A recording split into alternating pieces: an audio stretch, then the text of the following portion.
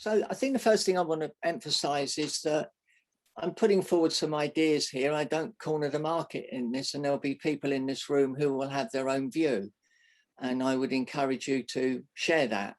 And please challenge anything that I say, or if you've got something to add to it, you'd be welcome. So my first few minutes is just to stimulate a bit of discussion.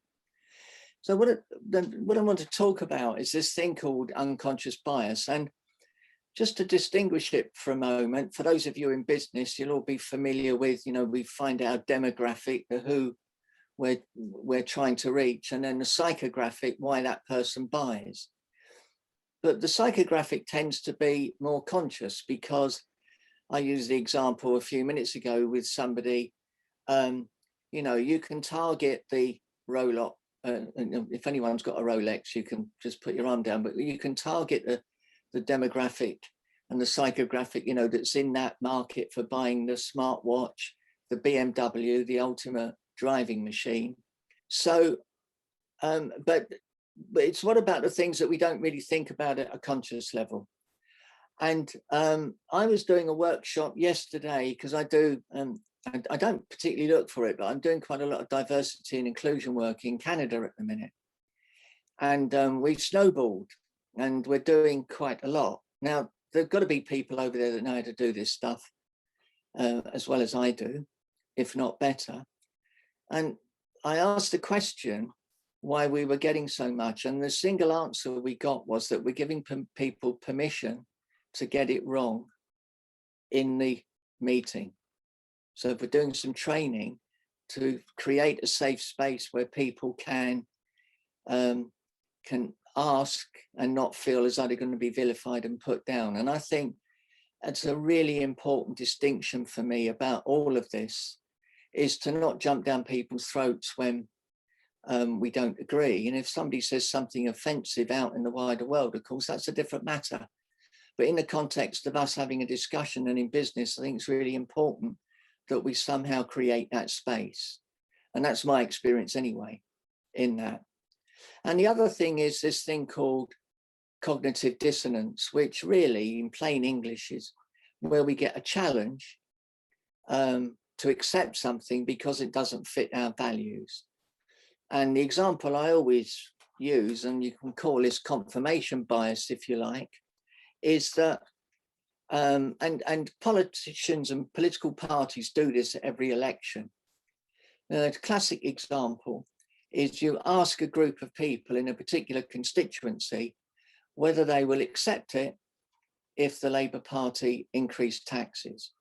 Now, they know when they target Labour voters, they're more likely to get a yes. They may get a no, but they're more likely to get a yes. And if they target, of course, the other side of the political persuasion, they're more likely to get a no. And one of the things that scrambles our biases is if we get more choice, we're more likely to think about it. If it's easy for somebody to take an entrenched position, they're more likely to. So if you want to get somebody to think about something, better to give 2 or 3 options.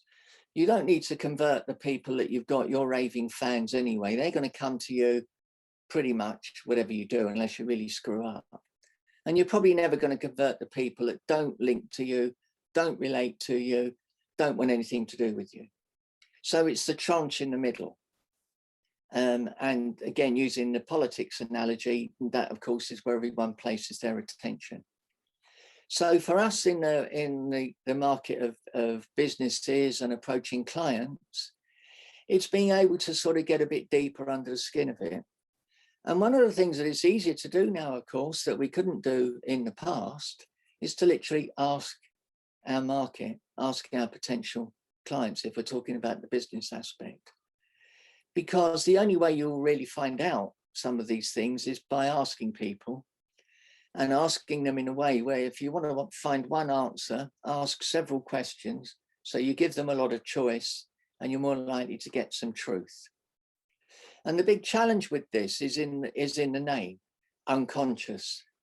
If we're conscious of a bias, then of course we can talk about it easily. But why will people make the choices that they do? And an example I'll give before we start to open up in a couple of minutes was yesterday I was talking to somebody. They know that I do diversity work. They know I'm a trans woman. And I asked the question, how do you work with your unconscious biases? And their answer was, I don't. I treat everybody equally. So what would they have said if it had been somebody else? I don't know, because I was the only person who was asked. But my hunch is that they were sensitive to saying what they thought I would like to hear. They weren't wrong, of course, but how truthful is that? And I think the way we get through this is to be truthful that we've got them. And I think the first step to finding out is to own your own, because before we even start talking about the competition, we need to know what our own are. And it doesn't matter. There's obviously a huge amount of talk in the country, in the world at the moment, around issues of race, and it's spun off into other areas. And the one thing we know is that we're only going to understand it when we take the trouble to find out what the other person's thinking.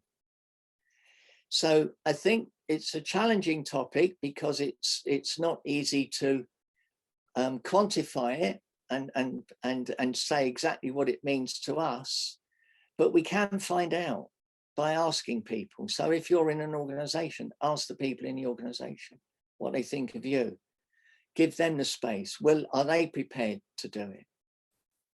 And my last example of unconscious bias before I open up for everybody is about 3 months ago, I had a phone call from a high street brand that you would all know.